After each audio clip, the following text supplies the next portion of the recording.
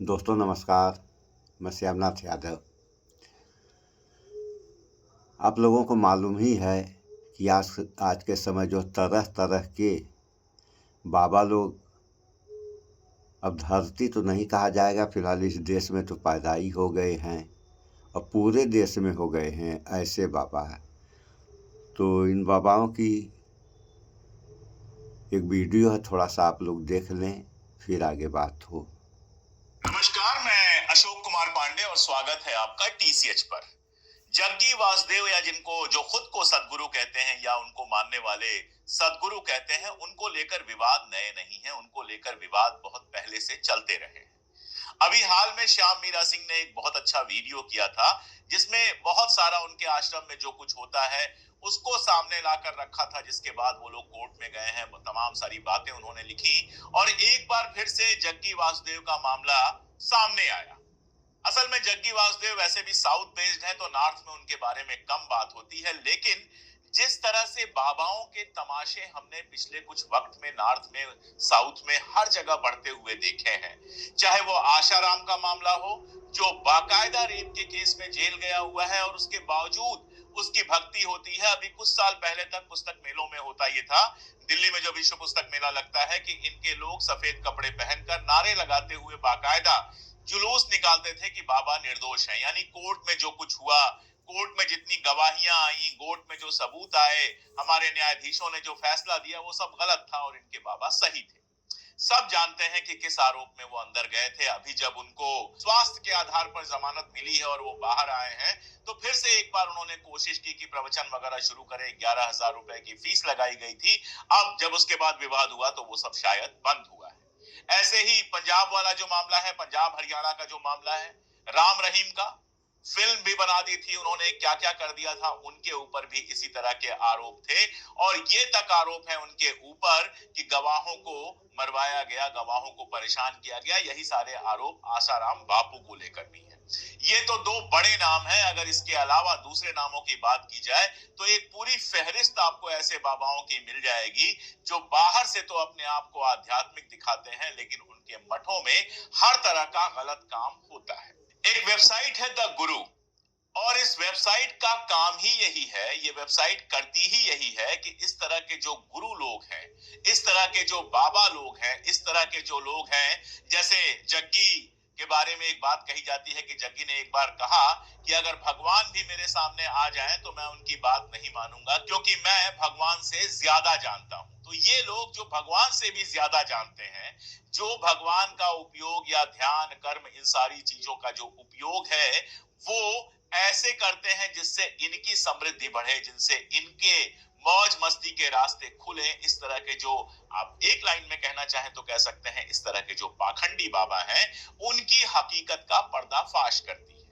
जब इन बाबाओं की बात चल रही है तो आपको रजनीश की याद भी आई होगी। हालांकि एक बात मैं बहुत सेफली कह सकता हूं कि रजनीश इन सब से ज्यादा पढ़े लिखे थे, इन सब से ज्यादा समझदार थे, इंटेलेक्चुअल थे। उनकी बातों पर बहस हो सकती है, मैं रजनीश की बातों को बहुत ज्यादा इंपॉर्टेंस नहीं देता हूं, लेकिन रजनीश की बहुत सारी ऐसी बातें हैं जिनसे समझ में आता है कि कम से कम भारतीय दर्शन जिसके वो प्रोफेसर थे उसमें उनकी गति बहुत अच्छी थी, उसमें उनकी जानकारी बहुत अच्छी थी। लेकिन ये जो नए नए बाबा हैं इनकी कहानियां कुछ अलग ही है। तो मैं बात कर रहा था द गुरु वेबसाइट का, जिस पर आज यानी कि 4 मार्च 2025 को बेस्को फील्ड का एक आर्टिकल छपा है और इस आर्टिकल का नाम है इनसाइड सदगुरुज कल्ट। यानी सदगुरु का जो कल्ट है उस कल्ट के भीतर क्या होता है वो सारी डिटेलिंग इन्होंने दी है। अब आप कहेंगे कोई स्कोफिल्ड या कोई भी आकर कुछ भी कह दे, हम कैसे मान लेंगे? पहली बात तो ये कि ये वेबसाइट बहुत रेपुटेड है, इस पर आर्टिकल्स ऐसे ही नहीं छप जाते हैं जब तक उनकी पूरी तरह से जांच नहीं कर ली जाती है, जब तक उनको पूरी तरह से सत्यापित नहीं कर लिया जाता है, तब तक इस पर कोई आर्टिकल छपता नहीं है। इनके आर्टिकल्स पहले भी मैं पढ़ता रहा हूं।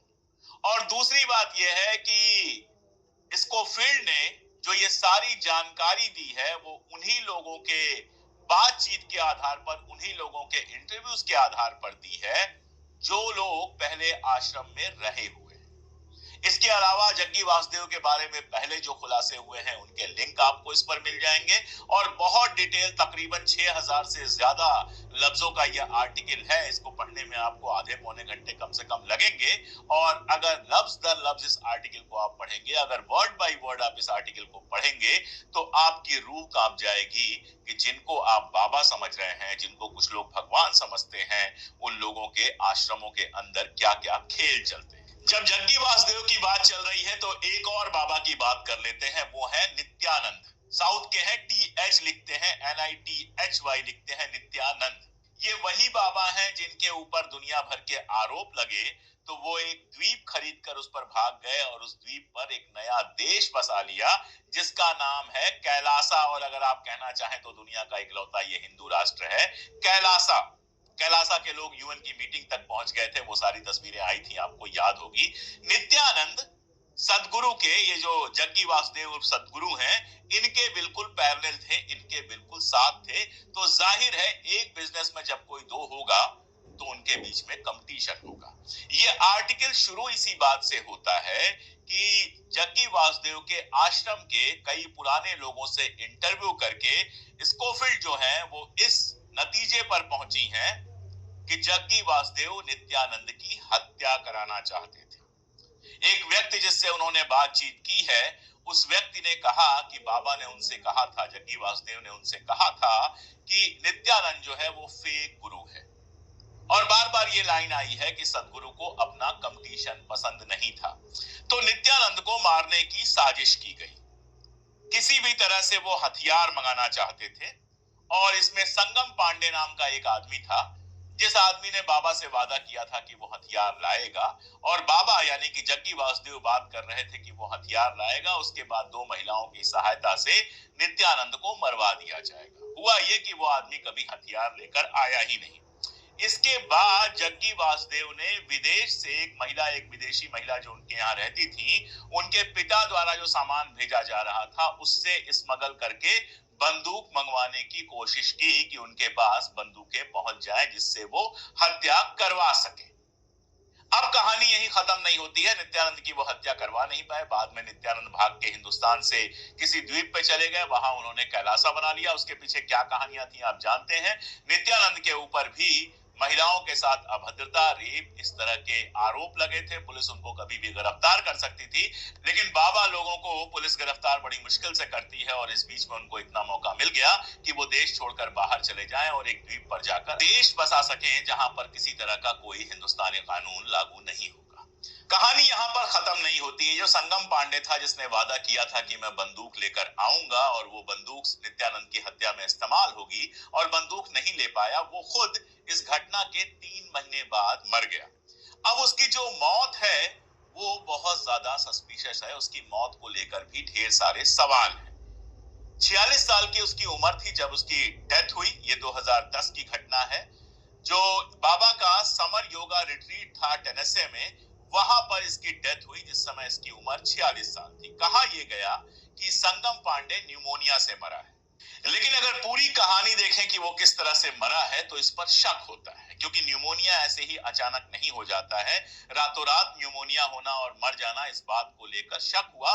और उसकी जो प्रेमिका थी जिसका नाम था श्रीदेवी, वो इस बात को लेकर बिल्कुल भी मुतमईन नहीं थी कि संगम पांडे जो है वो नेचुरल तरीके से मरे हैं। उसका ये कहना था कि संगम पांडे को मरवाया गया है। उसके बाद कहा यह जाता है कि उसकी जो प्रेमिका थी उसको इंजेक्शंस दिए गए। ये इंजेक्शंस नशे के हो सकते हैं। और कुल मिलाजुलाकर कहानी ये है कि उसकी प्रेमिका श्रीदेवी भी कुछ दिनों बाद मरी हुई पाई गई, और उसके मरने की कहानी भी बड़ी अजीब है।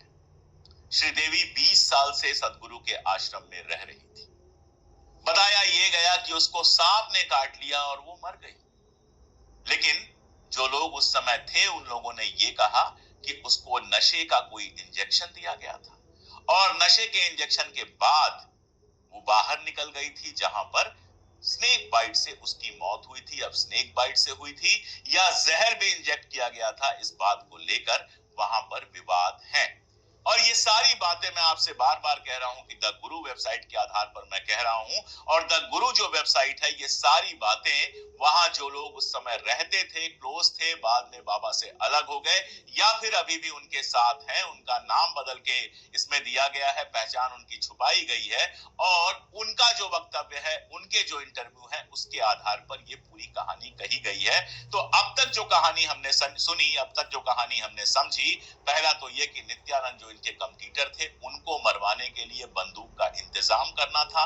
संगम पांडे नाम के एक व्यक्ति को ये जिम्मेदारी दी गई थी। संगम पांडे बंदूक हासिल करने में नाकामयाब रहा, नित्यानंद को मारने में नाकामयाब रहा।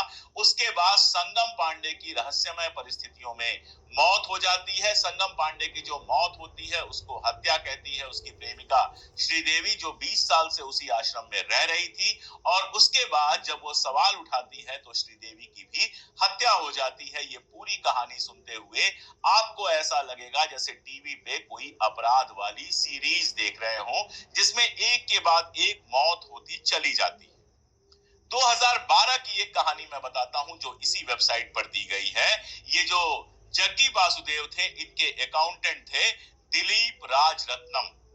अब अगर ये जग्गी वासुदेव के अकाउंटेंट थे या किसी के अगर कोई अकाउंटेंट है, तो उसका पैसा कहां से आता है, पैसा कहां जाता है, कितना पैसा आता है, कितना बड़ा साम्राज्य है, कितना पैसा ब्लैक है, कितना पैसा व्हाइट है, कितना पैसा टैक्स दिया जाता है, सारी जानकारी अर्थ से जुड़ी हुई, पैसे से जुड़ी हुई जितनी भी जानकारी होगी उस आदमी के पास होगी। अकाउंटेंट तो होता ही इसलिए है क्योंकि आपके सारे अकाउंट्स मेंटेन कर सके, आपके सारे खर्चे को देख सके, आपकी सारी इनकम को देख सके। कहा यह जाता है, उनके लोगों ने बताया कि दिलीप राजरत्नम जो हैं, वो किसी बात पर फ्रस्ट्रेट थे, कुंठित थे, नाराज थे और वो सदगुरु से दूर जाना चाहते थे। अब जाहिर है अगर वो सदगुरु से दूर जाते तो एक खतरा हमेशा ये बना रहता कि सदगुरु उर्फ जग्गी वासुदेव का जो आर्थिक साम्राज्य है, वो सारा आर्थिक साम्राज्य किसी दूसरों के सामने खुलकर आ सकता था। वो किसी पत्रिका को इंटरव्यू दे सकते थे, किताब लिख सकते थे या ऐसे भी बता सकते। बाबा से डिसग्रंटल होने के बाद, बाबा से फ्रस्ट्रेट होने के बाद, जग्गी वासुदेव का ऑर्गेनाइजेशन छोड़ने का फैसला करने के बाद दिलीप राज रत्नम की भी हत्या हो गई। दिलीप इकलौता आदमी था जो इस बात की गवाही दे सकता था कि क्या आश्रम के नाम पर जो पैसे आते हैं, उन पैसों का एक बड़ा हिस्सा जग्गी के अपने पर्सनल अकाउंट्स में जाता है, क्या ब्लैक मनी आश्रम के जरिए वाइट की जा रही है, या इस तरह के तमाम सारे सवाल वो जवाब दे सकता था। हम और तो आप लोग देख लिए, सुन लिए, ये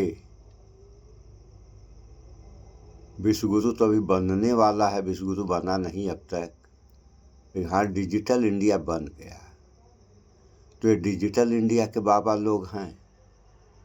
तो इन बाबों का जो कसूर है वह तो है ही है, कैसे कैसे कर्म हैं इन लोगों के, ये तो आप लोगों ने वीडियो में देखा सुना। रह के बाद समाज की, तो ये जो अगर इन लोगों के बुरे कर्म हैं, तो ये सब बुरे कर्म एक ही दिन में तो हुए नहीं, इनको करने में समय लगा होगा। और इतना समय लगा तो शुरुआती दौर में आरोप क्यों नहीं लगाया गया? ये तो सवाल पैदा होता है कि शुरुआती दौर में ही आरोप लग जाना चाहिए था। अगर शुरुआती दौर में आरोप लग जाता तो ये जो समस्याएं पैदा हुई इन लोगों के द्वारा, ये तो रोकी जा सकती थी या रुक जाती। तो जैसे बाबा हैं वैसे समाज के लोग, अगर ऐसा नहीं रहता तो ये सब होता क्यों? आखिर ये बुराई बढ़ रही है, तो इस बुराई के बढ़ने का कारण क्या है, इस पर लोगों को विचार करना चाहिए। बुराइयां बढ़ रही हैं, सारे लोग शांत हैं। जब किसी प्रकार की समस्या पैदा होती है तब हो हल्ला मचता है कि ये हुआ वो हुआ वो हुआ, तब तक कितनी कहानियाँ जो है ख़त्म हो गई रहती हैं। तो ये सब क्यों हो रहा है? आखिर ये सब न हो तो इसका भी कोई रास्ता है? रास्ते तो हैं, अगर ज़्यादा नहीं तो एक दो रास्ते तो ऐसे मिल ही जाएंगे कि सारी बुराइयां ख़त्म हो जाएं। लेकिन उन पे जब विचार करेगा समाज तब ना ऐसा होगा। तो किसी को फुर्सत है नहीं, जो हो रहा है सो होने दो चाहे। सही की बातें छोड़िए, गलत हो रहा है होने दो। और गलत हो रहा है, ये सब जो हुआ ये सब गलत है। अभी तो थोड़ा वीडियो हम सुनाए, और आगे आगे क्या है आप लोग उस वेबसाइट पे जाकर के देख भी सकते हैं। तो दोस्तों, हमारा कहने का मतलब ये है कि ये बुराइयां खत्म कैसे होंगी, हर इंसान को इस पे विचार करना चाहिए कि बुराइयां खत्म कैसे होंगी। अगर बुराइयां खत्म नहीं हुई तो इसका कितना बुरा प्रभाव समाज के ऊपर पड़ेगा, ये कहने वाली बात नहीं। ये सारे लोग जान रहे हैं और जानते भी हैं, जबकि खान पान के ही ऊपर सारी व्यवस्थाएं लागू होती हैं। कहावत कही गई कि जैसा खायन वैसा हो मन। और हम हर वीडियो में कहते भी हैं स्वच्छता अपनाएं, शुद्ध खाएं, स्वस्थ रहें। तो जब स्वच्छता अपनाएंगे तभी सुधार होगा, अन्यथा क्या होगा कहने वाली बात है नहीं। सारे लोग इससे परिचित हैं। अभी तो आप लोग देख रहे हैं तरह तरह की बीमारियां। आगे हम वीडियो बनाए हैं कि अभी तो बीमारियों से जो है जनता परेशान है, और अन्न संकट आ जाएगा तब क्या होगा। तो ऐसा लग भी रहा है कि अन्न संकट भी आ ही रहा है, क्योंकि गेहूं की फसल तैयार है और हवा का हिसाब किताब आप लोग देख ही रहे हैं, कितनी तेज हवा चल रही है। तो ऐसा क्यों हो रहा है, इस पर विचार करें। और जो भी परेशानियां हैं, चाहे रोगों की परेशानी हो, अन्न की परेशानी हो, या ये सब जो बुराइयां हैं बाबाओं की है या अन्य लोगों की, तो इस पे अंकुश कैसे लगेगा, इसमें सुधार कैसे होगा। रास्ते हैं, उन रास्तों को तलाशें आप लोग। सुधार होगा क्यों नहीं, जब आप लोग करेंगे तब होगा, अन्यथा आप लोग देख ही रहे हैं क्या हो रहा है। तो अच्छे रास्ते अपनाएं, अच्छाई अपनाएं, बुराइयों का त्याग करें आप लोग। सो इस वीडियो में इतना ही। स्वच्छता अपनाएं, शुद्ध खाएं, स्वस्थ रहें, शिक्षित बने। जय विज्ञान, जय संविधान। नमस्कार।